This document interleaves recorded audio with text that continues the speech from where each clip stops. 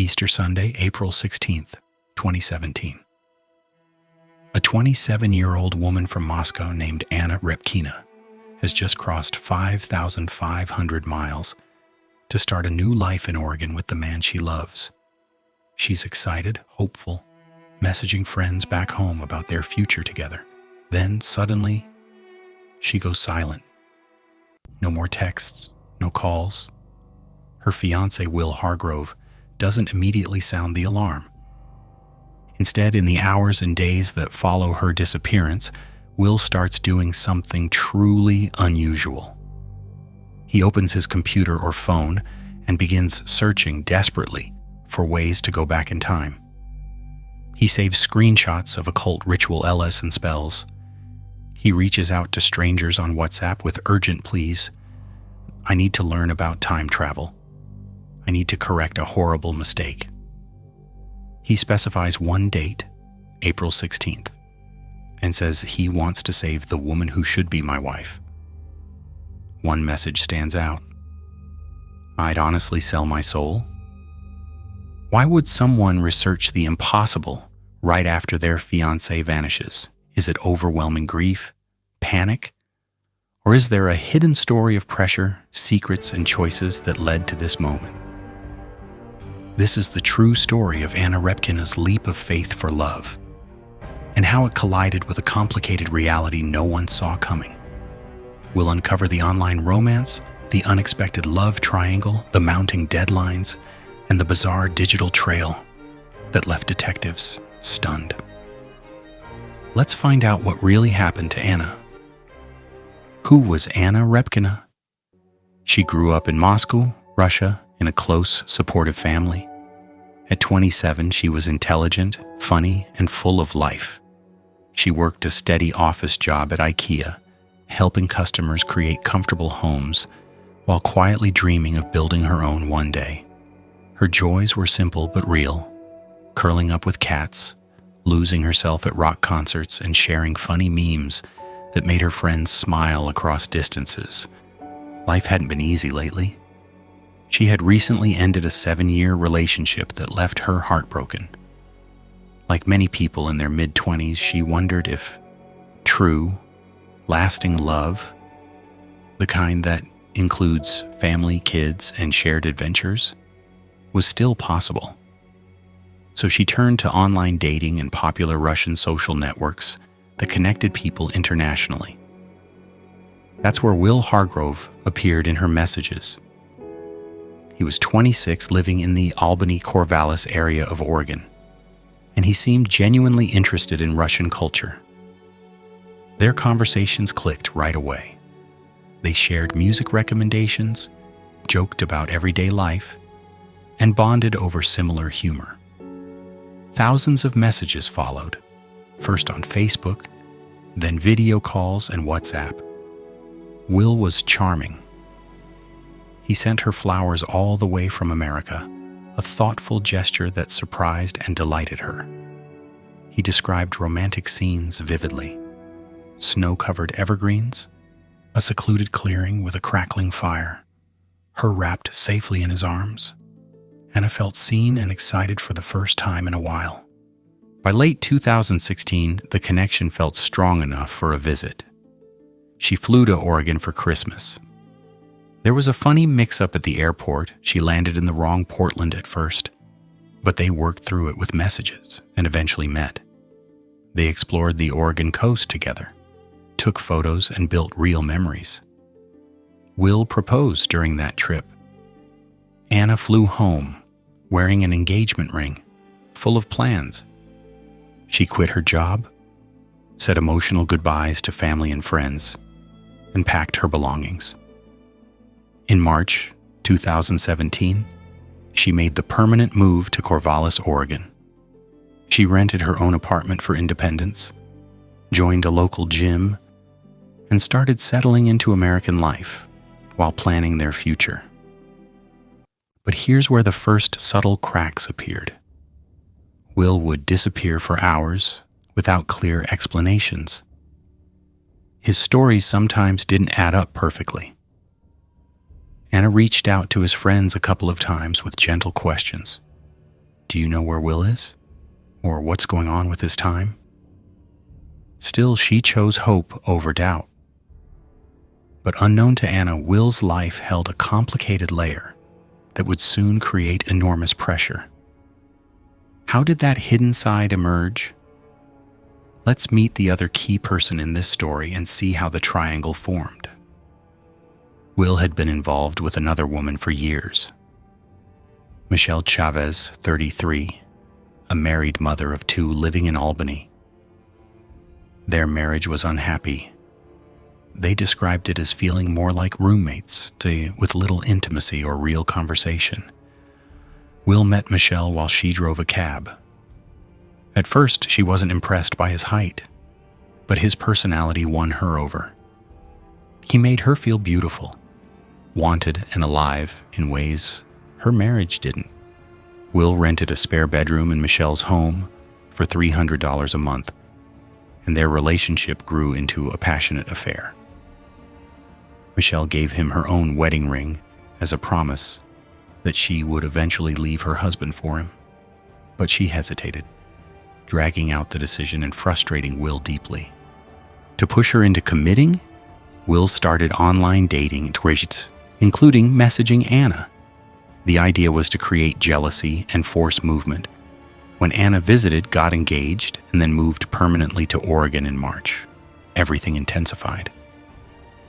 Michelle saw photos of the ring, which was actually hers, and the couple together. She reached out to Anna on Facebook with messages implying they were sharing Will. Anna responded defensively, viewing Michelle as a jealous ex. Will downplayed the situation to both women, continuing to lie and juggle time between them. Friends later described Will as charismatic, a jokester with the gift of the gab who could talk his way through almost anything. He told military stories, which turned out to be false, and presented the engagement ring as a family heirloom from his grandmother. By early April 2017, the pressure became unbearable for Will. Michelle issued a clear ultimatum. Anna had to be gone by April 19th, or their relationship was over. Her or me? Texts show Will assuring her he would handle it. Permanently fixed by 6 p.m. tomorrow. That tomorrow was Easter Sunday, April 16th. What exactly did he plan to do to resolve this, and how did that day unfold for Anna? The events of April 16th hold the key, and they're about to change everything. Easter Sunday arrived. Most families gathered for meals and celebrations. For Will and Anna, it was different.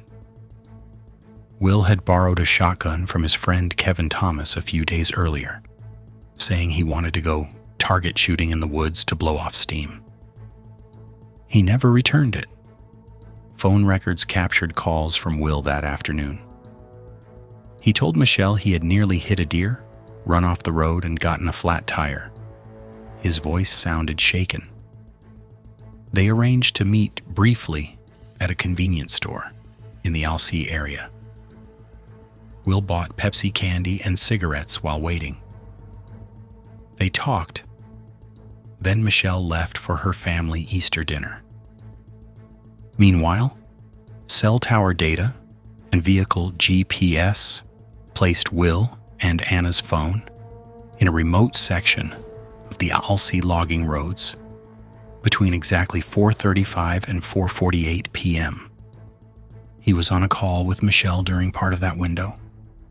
After that short time window, Anna's contact with the outside world stopped completely.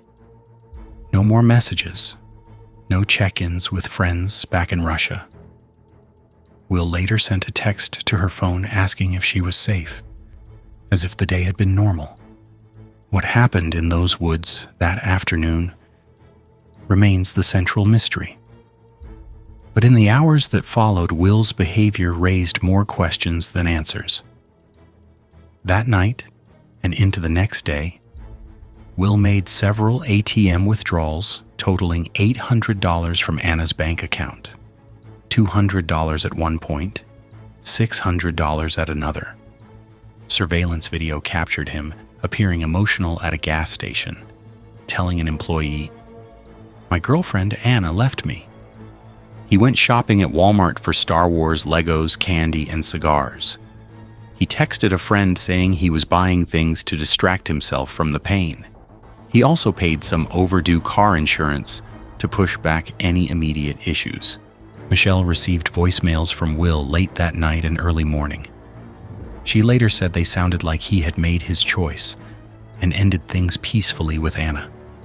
She believed the situation was resolved without harm. By April 17th, family and friends grew concerned about Anna's silence. Missing persons reports started circulating. Investigators Lieutenant Chris Duffett and Detective Chris Dale began piecing together her last known movements using phone records and vehicle data. A key breakthrough came quickly. When searchers examined the remote logging road area, they found scattered trash, fast food bags, wrappers, cigarette cartons. Among it was a KFC receipt dated April 14th. It traced back to Kevin Thomas, the friend who had lent Will the shotgun. Kevin explained casually that he and Will had gone for fried chicken together recently. One purchase on his card, one in cash. This small receipt connected the dots to Will. When detectives recovered the shotgun from Will's vehicle, it had his fingerprint on it, and no one else's DNA or prints. Will was brought in for questioning. His initial story didn't hold up. He claimed they had dated only briefly and broken up months earlier over Facebook. Details that contradicted phone records, photos, and witness statements. He gave inconsistent explanations for drives to the Alcia area. The evidence was building. The love triangle motive, the ultimatum pressure, the precise timeline, the borrowed weapon. But one discovery on Will's devices would become the most haunting piece yet. As the case progressed, detectives examined Will's digital activity. What they found was unexpected. In the days after Anna's disappearance, he had saved numerous screenshots of websites about time travel spells and occult rituals. He had also messaged strangers on WhatsApp desperately seeking help. "I need to learn about time travel. I need to correct a horrible mistake." He pointed specifically to April 16th, referring to my best friend who had erred and wanting to preserve the woman who should be his wife. One message said plainly, "I'd honestly sell my soul." Detective Chris Dale later explained that Will was researching specific spells to go back to that exact day and undo what happened. The references were a thin veil. It clearly pointed to himself and the events of April 16th. He continued texting Anna's phone as if she were still responding. The purchases of toys and candy seemed like attempts to distract from reality. Investigators saw this as strong evidence of consciousness of guilt. A man who understood the irreversible nature of what occurred, but couldn't face it directly. This bizarre obsession elevated the case from a standard love triangle tragedy to something unforgettable. But to understand the full picture, we turn to the courtroom, where Michelle's side of the story would be heard in detail. The first trial began in October 2019 and lasted a month, with more than 70 witnesses. Prosecutors laid out the timeline, the ultimatum, the GPS data locking Will and Anna to the Alcia area that afternoon, the KFC receipt link, the fingerprint on the shotgun, and the unauthorized withdrawals from Anna's accounts. Michelle testified for 14 hours. She described her unhappy marriage, the intense affair with Will, the jealousy when Anna arrived, and the final ultimatum on April 19th. She emphasized repeatedly, "I didn't want anything bad to happen to her. I just didn't want her here." Forensics supported her. No DNA or fingerprints of hers on the shotgun. The defense argued that Michelle was responsible, but no evidence placed her at the scene.